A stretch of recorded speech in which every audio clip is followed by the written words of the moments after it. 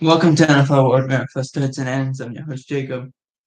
And around, I want to say 8 o'clock, we had a trade that was, well, it was a big swing for one side, and one side hit away one of their better players.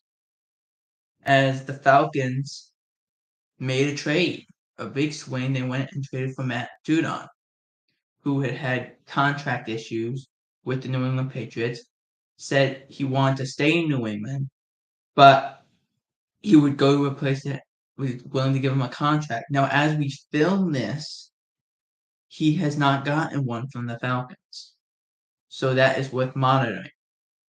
But he was traded for a third round pick. And I was talking to my brother, who is a big New England Patriots fan, around, I want to say 10 o'clock. And I was asking him, did you hear about Matt Judon? He said, yeah. I'm like, all for a third round pick? And he said, yeah, we couldn't get a second? Because Matt Judon is one of the reasons that Patriots defense, for as lack of a term, was as decent as it was a year ago, was because of Matt Judon. Then he got hurt and ended up missing, I think it was the rest of the year, but definitely some time. He didn't play well. The team didn't play well after that. But it's because of Matt Judon that team was at least watchable on defense. So if you grade this trade, for the Falcons, this is a big swing, so I'm going to say it's a B. And for the Patriots, I guess it's a C minus, D plus, something like that. Because you traded away your best player and you got very little in return. That's definitely an issue. Now, I understand you didn't want to pay him. You were going to move him, but you could have gotten more in return. For the Falcons, they get to pair him with Grady Jarrett in this revamped Falcons defense that Raheem Morris is building. A very underrated reclamation project if you're the Falcons. And Raheem Morris, if you look at what they've done, they've actually done some really nice things. Bringing in Kirk Cousins to open up the offense. I mean, like, we all made fun of the Michael Penix drafting, but now for the Vikings, you figure, hey, we'd rather have been that team who would have said, yeah, we'll keep Kirk Cousins and we'll draft J.J. McCarthy anyway. The more you know, I guess is the old saying would go. Now, when I was talking to my brother at 10 o'clock, another trade went down. An in-division trade, which is very rare. Very rare. Actually, the Cowboys, the last 2 days, including today, have been busy as they traded for Jordan Phillips, who played for the Giants. This is rare that in-division trades happen like this. Now, I grabbed the details last night because I wanted to make sure. This was a late round pick swap. The Cowboys get Jordan Phillips and a 2026 7th round pick in return, the Giants get a 2026 6th round pick. So it doesn't cost them anything. Jordan Phillips he's a run stopper, which is what Dallas needs. Dallas is incredibly dense in the defensive line room. You need a big guy who can move around a little bit. And allow the rest of the room to breathe because you definitely didn't have enough room from what you had. So this is like, okay, this was a big time move by the Dallas Cowboys. In terms of trade, both B minus for both teams because the Giants were probably going to cut him anyway, so get what you can for him.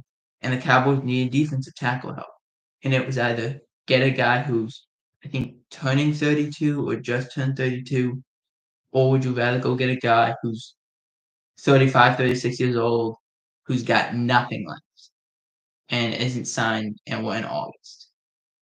At this point, it's not costing you a whole lot, so why not? And you get a pick in return, and it doesn't affect you in this year's draft. So not a bad deal at all. Really good one.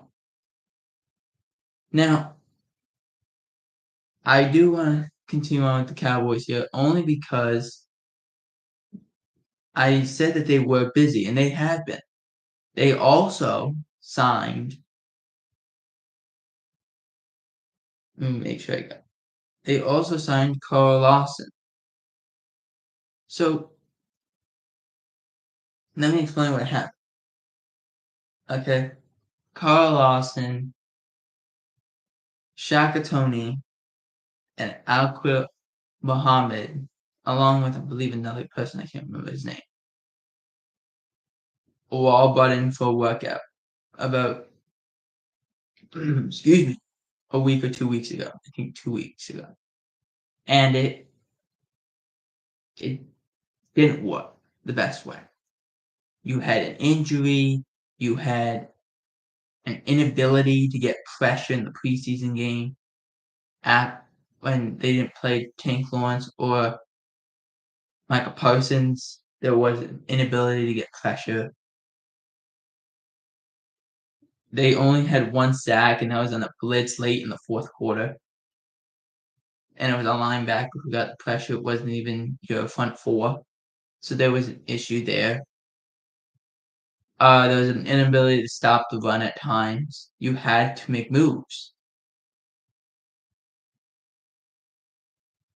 Well, in that workout 2 weeks ago, everyone said Carl Lawson's a big name. He'll be signed.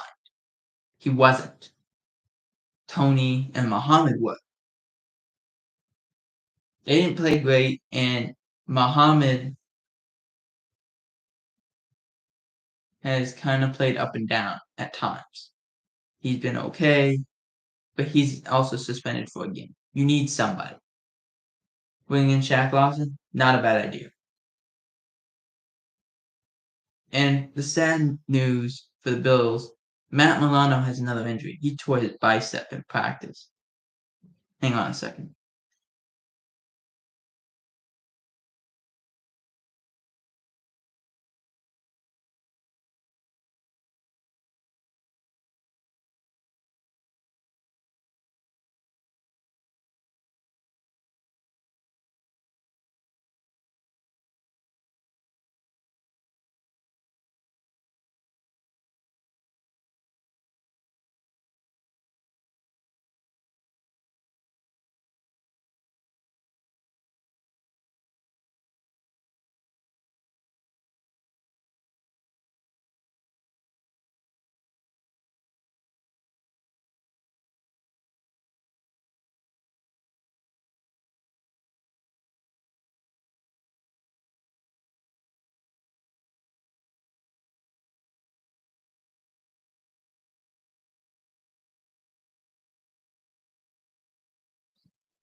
Sorry about that.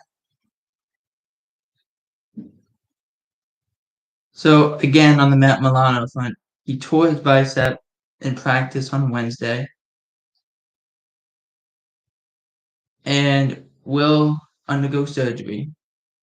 The hope is that he returns later in the season because the Bills do definitely need him. This was an issue. He broke his leg last year and they missed him. They missed him. Not having him, massive, massive problems. So him not being out there, that's a definite loss for the Buffalo Bills. And at a time where there's not many good defensive players around at this point, especially at middle linebacker. Maybe they bring somebody in, maybe they feel confident about somebody, but a massive loss not having Matt Milano anchoring the defense. For NFL World, I'm Jacob Hubert. Out.